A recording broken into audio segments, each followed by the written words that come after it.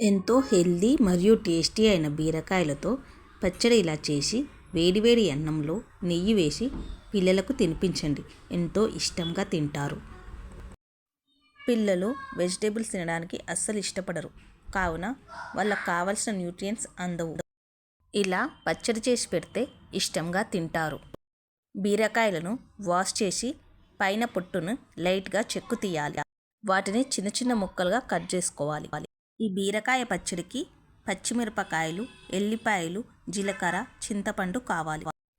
ముందుగా కొంచెం ఆయిల్ వేసుకొని జీలకర్ర, పచ్చిమిర్చి, ఎల్లిపాయలు లైట్గా వేయించి అందులో బీరకాయ ముక్కలను వేసి కొంచెం మగ్గనివ్వాలి.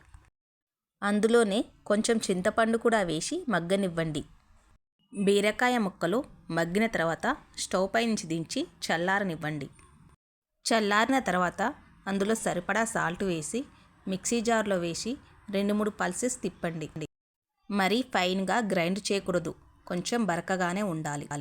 అప్పుడే టేస్ట్ బాగుంటుంది.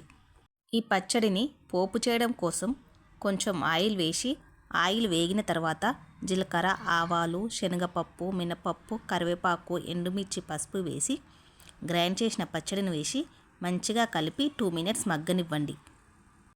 2 మినిట్స్ తర్వాత కొత్తిమీర చల్లి స్టవ్ పై నుంచి దించేయండి. ఎంతో టేస్టీ, సింపుల్ అండ్ హెల్దీ బీరకాయ పచ్చడి రెడీ అయిపోయింది. ఈ వీడియో మీకు నచ్చితే లైక్ చేయండి. మీ ఫ్రెండ్స్ అండ్ రిలేటివ్స్కి షేర్ చేయండి. సబ్స్క్రైబ్ చేయండి. Lucky vlogs Hyderabad. Thank you for